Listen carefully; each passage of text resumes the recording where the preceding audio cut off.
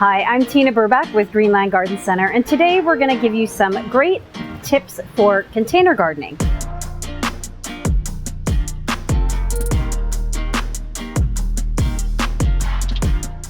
So ideally we want something with drainage, ceramic or plastic, galvanized even. If you don't have drainage, that's fine.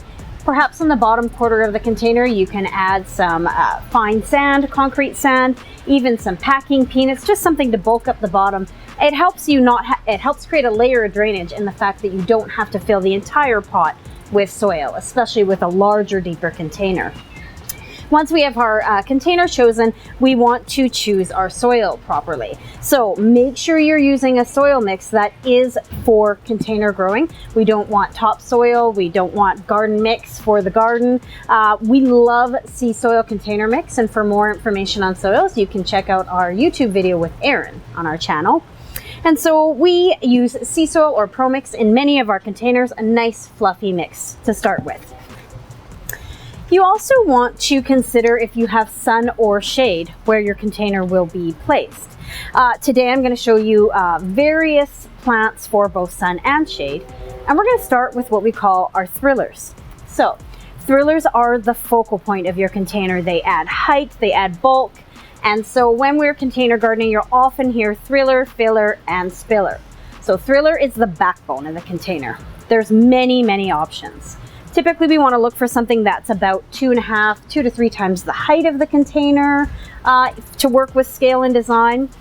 So salvias, there's so many different ones. I love them because a lot of them have fragrance. You can go with vines. So there's things like black-eyed Susan vines. This is a gorgeous Mandevilla vine that even at the end of the season, you could bring in your house as a tropical, available in red, pink, and white. And then there's grasses. So ornamental grasses are very common. Purple fountain grass is one with beautiful burgundy tips. And this one is called Toffee Twist. I love it because it's very airy for the center of a design. Grasses are great for sun. The Mandevilla vine I showed you is wonderful in shade. Salvia would prefer sun. Prince Tut, there's a series of cypress grasses that are the Tut series. So King Tut would be the tallest at 5-6 feet, and Prince Tut comes in at about 3 feet, and then we have Baby Tut, which is about 18 to 24 inches. They're all fabulous for shade and also sun. Just keep them out of really windy areas, but look how tropical that is. One of our absolute favorites for a thriller in the container are the canna lilies. And so cannas have these gorgeous banana-like leaves, but they also bloom. And so they come in these tropical colors of oranges and reds and yellows. The foliage comes in greens, lemons and limes, and beautiful burgundies and blacks. And so this is the one that I'm going to use today for our thriller. When we're placing our thriller, you have a choice. You can place it at the back of the pot, especially if a design's going to sit against the house. You want to have this at the back so you can fill in with beautiful things around it. But if you're going to view your container from all sides, you'll place your thriller in the middle, and then we're just going to fill in all around it with our spillers and fillers. So when we're planting each one of our plants, you can see these beautiful healthy roots, how they've grown into a circle. He's been in a pot some time. We're going to loosen those up gently. Some pots might be really root bound. You might even use a little serrated knife to score down the side to help you loosen this up. And once it's loosened, we're going to nestle it into the pot. I'm going to place ours at the back of the design. Just firm in the soil around it gently. So by loosening up those roots, we not only made sure that it's no longer root bound and growing in that tight circle, but we also made sure that it's going to now, the roots are going to seek out that beautiful soil, and they'll have more ability to move into the soil and also access water and nutrients. So there's our thriller. Now we're going to talk about fillers. There's a lot of choices for fillers. So when we're talking fillers for sun, 2 of our most popular plants are going to be petunias or million bells or calabricoa. The options are endless. Some petunias grow a little bit more upright, some will trail, and you can certainly look at the tags and the signage or use the staff in the annual greenhouse to help you choose the perfect one for pots. This one is a Supertunia Royal Velvet. Supertunias are great for trailing and mounding. This is a beautiful color. And then calabricoas The options are endless. There's colors from pink to purple, yellow, a blue, a grape, even tangerine. So you can choose whatever you like for those. Another really popular filler is lobelia. Lobelia comes in beautiful colors of purple, blue, and white. And typically the petunias, calibrachoas, and lobelias will all be for full sun. Also for full sun will be the traditional geranium. I love this gorgeous red calliope. They mound beautifully, and what I love about geraniums is you get great bang for your buck. They take up a lot of room in the container, and so for one geranium you would probably plant 2 pot fillers, but they're just gorgeous and they are so easy to grow. Geraniums can dry out and they won't fuss, and they love hot sun. So if you've got a problem spot that gets really, really warm, geraniums are a great choice. Also a great choice for hot, dry areas is Euphorbia Diamond Frost. It doesn't look like much on its own in a pot, but once it grows and mounds, you get this beautiful star-like cloud of white, pretty white blooms, and it again can take the heat, and it's really easy to grow. And lastly, for sun fillers is verbena. Verbena comes in so many different colors, from purples to pinks to whites to peach, red even. We love it. It's got these wonderful tiny blooms that form a nice big head on them, and as you can see, it just mounds up and trails at the same time. So it's great as a mounder and a spiller at the edge of a pot. So those are some great sun choices. For shade, for fillers, ferns of all shapes and sizes. So don't think that you can just find pot fillers in just the annual section or the Betty plants. Take a look at the tropical section of greenhouses for shade. It's a fantastic spot to find fillers and spillers. So we love this asparagus fern. It's super airy. Also a great foliage plant for shade, for fillers, is coleus. Coleus again comes in so many different patterns of foliage. We love it. Lemon limes, you know, burgundies, lots of different colors, really good toffee colors. So it's great if you're someone that loves a play on foliage in your containers. Coleus is really nice. It's upright and mounding, okay, so it's a great filler for shade. And then another wonderful option for fillers for shade are begonias. These non-stop begonias are a garden classic for shade. And so beautiful, beautiful colors. I love this super bright yellow, but they come in reds, yellows, whites, oranges, peaches, lots of things to choose from.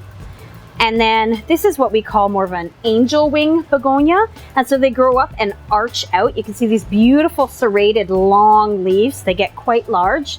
So they take up a really nice part of a pot. And again, these come in whites, pretty pinks, and reds.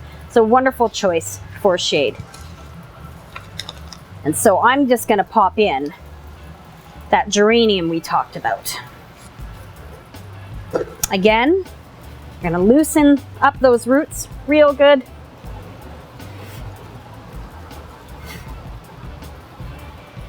Often you'll want to step around your container, see the front and the side of it, because especially for me, when I walk out my front door, my planter sits at my front step by my door, and I like to make sure it looks good from all sides. So I'm gonna tuck in that geranium off to the side. And then I want to add a little bit more color to fill this in. We're going to put a filler in the front, but it's not full enough for me yet. I'm just going to add in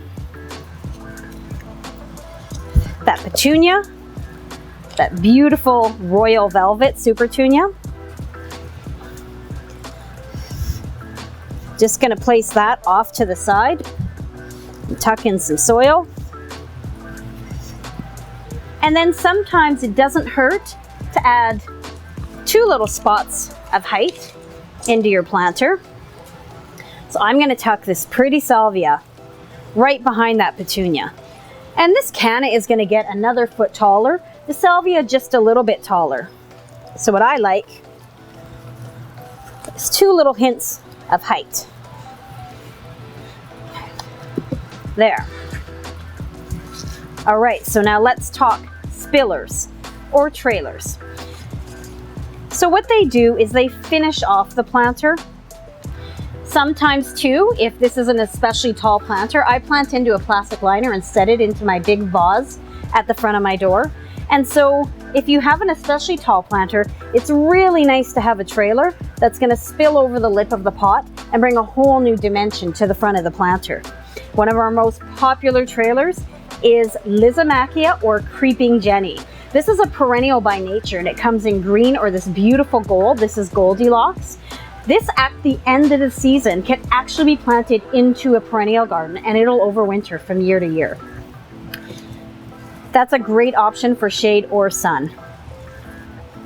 For another shade or sun option is just your traditional English ivy, which comes in so many leaf patterns and colors. So you can get this kind of beautiful grayish green with variegation. You can get really strong white and green variegation, glossy green. There's lots of different ones you can grow. And this one will trail very far, so it's really nice for long pots. A really common one we use in containers here is Vinca maculata. We love this for the gold and green mix. It actually will get some flowers, blue flowers on it too. And look at the contrast of that nice golden green against a dark planter. It's really pretty. Super vigorous and fast growing. And this one, sun or shade as well. Majority of our trailers will do sun or shade for foliage plants. Another foliage option is the potato vine, probably our best-selling trailer. And so the potato vine comes in so many different varieties. There's these ones with heart-shaped leaves or needle point leaves in beautiful lime colors, but it also comes in a great burgundy color or deep, deep purple. So there's so many options to choose from, and they all are gorgeous trailers and almost a filler as well, because these ones will grow upright into a big mound and then start to trail over the edge of your pot. Lots of options. The last one I'll show you is a very popular choice for sun. Hot, dry areas is where this guy thrives. So this is Bacopa, and this one is Snowflake. It also does come in a pink or blue color. White is our best seller because it does go so well with so many trailers and so many fillers and thrillers. I love this Bacopa. We're going to use this in this planter. So I'm just going to tuck it off to the side,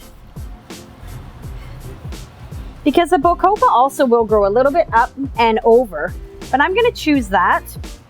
And then I'm also going to choose this Lizomachia because it's going to give me another little element of mounding and trailing in front of the geranium. And I love how this contrasts with those purple colors. Really, really pretty.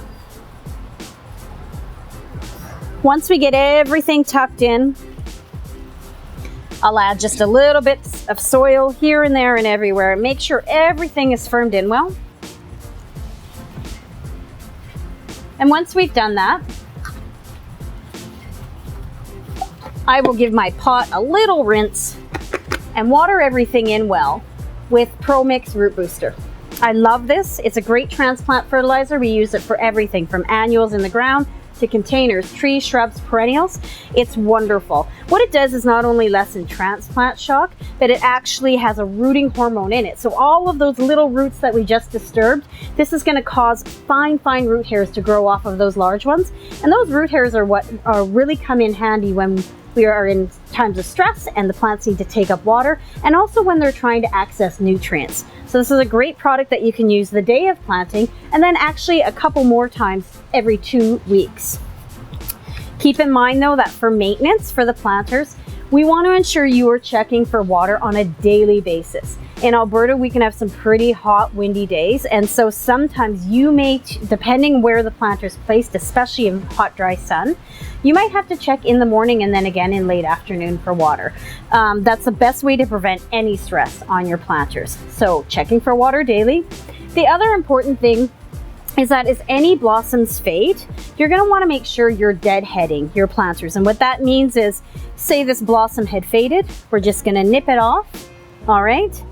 And you keep doing that, and that will help promote more and more bud and bloom production. It's really important to keep taking away those dead flowers. But most importantly, for maintenance, is nutrients. So annuals are meant to grow, and then die.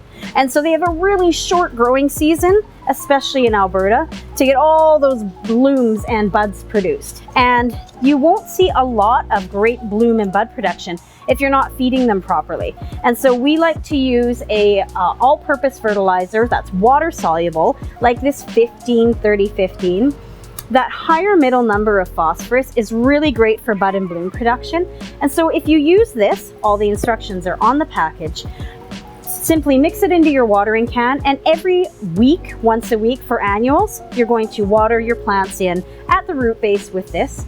Always make sure when you're using a synthetic fertilizer like this that you're making sure the soil's moist when you do fertilize, so you don't cause any damage from the salts. But this is a great product to keep things blooming and budding. So hopefully that gave you some tips for Container Gardening 101. Feel free to check out all of our helpful videos on our YouTube channel.